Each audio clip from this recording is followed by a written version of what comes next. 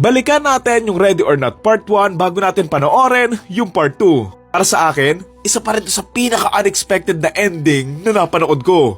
Buong movie sinasabi ko pa, wala, mga buang na kulto-kulto lang yung pamilya ng lalaki. Tapos sa dulo, totoo pa lang, magtategi sila. Tawang-tawa ko doon sa tawa ni Grace doon sa may dulo kasi alam mo yon, sobrang weird ng honeymoon niya Sobrang iconic pa ng bloody wedding dress ni Grace dito. Samahan mo pa yung Converse niya na sapatos. Okay, sa mga hindi pa nakakapanood ng part 1, isa-summarize ko na lang muna na medyo maikse, na medyo mahaba. Sisimula itong lahat sa isang couple na kinasal nga at ito nga, sina Grace and Alex. Galing sa mayamang pamilya itong si Alex na gumagawa nga sila ng mga board games, kaya naman sobrang nagulat nga itong si Grace sa yaman ng pamilya nga nito ni Alex. Sa gabi ng celebration nga ng kasal nila, dito nga sila sasali sa isang palaro na tradisyon nga ng pamilya ni Alex. Itong tradisyon na matagal na nga nilang ginagawa tuwing may ikakasal or meron ngang madadagdag sa pamilya nila.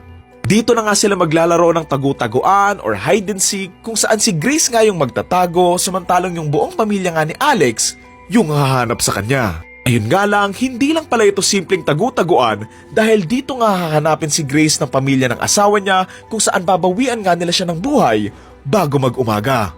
Hahabulin nga siya ng pamilya na napangasawa niya gamit nga yung mga beng-beng, pana, mga kutsilyo at iba't iba pa kung saan gagawin nga ni Grace ang lahat para makasurvive.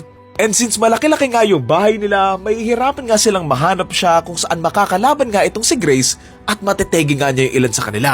Kung saan sa buong gabi nga na yon, kakailanganin nga niyang hindi mahuli at magstay nga na buhay hanggang sa dumating nga yung araw.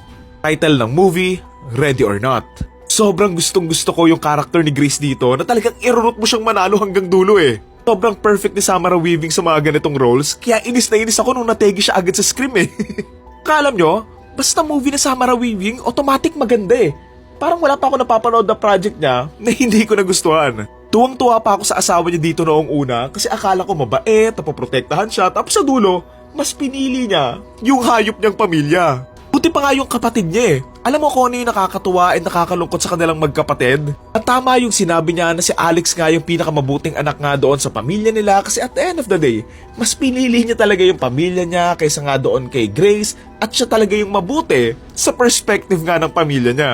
Ito mo nga siyang i-take na hindi man naging mabuting anak itong si Daniel, at least siya naman yung mabuting tao kumpara nga kay Alex. On din pala sa may film, I also love how the film criticizes nga yung mga mayayaman na dito nga, pinakita kung ano yung makakaya nilang gawin para magstay nga lang na mayaman. At the same time, pinakita nga yung pagiging desperado nila, pagiging incompetent, and kung gaano nga sila kawalang puso para hindi sila mawala sa position nga nila sa society. What I love pa from this film filmmaking wise, ang ganda na cinematography, I love the location, the editing, and the writing nga ng story, na ang ganda ng flow na walang dull moments from the film Ang part na nakatenga lang talaga itong si Grace, talagang tuloy-tuloy nga yung kwento niya, and as a thriller suspense film, ang saya nga nitong panoorin. Linaw nga yung premise, and clear nga yung goals and stakes nga ni Grace, kaya once it starts, madali na lang talagang sundan yung kwento. Nakakatawa din yung mga side characters dito kahit syunga-syunga sila minsan. Alam mo yun, nakakatakot pa rin sila Alam mo yung wala talagang nakakatakot sa kanila physically, pero somehow, they made the film thrilling na itong pamilya nga ni Alex na kadalasan mga matatanda, mga sabog, tapos hindi pa marunong gumamit ng mga weapons. Kahit na ganun sila, matatakot ka pa rin sa kanila Ayun, I love this film and talagang nagustuhan ko nga to the second time around, na nagustuhan ko nga din kung paano nga nila binalanse yung takot and humor nga dito sa kwento nito. Kaya ang title ng movie ay Ready or Not, and I'm so concerned kung kaya nilang mahigitan or mapantayan nga yung original kasi ang taas ng bar na sinet nila sa part 1 I just hope na hindi nga nila masira yung nasimulan nga ng part 1, sana maging maganda nga pa rin yung story, and fun pa nga rin sana yung kwento, pati yung mga bagong characters na idadagdag nga nila.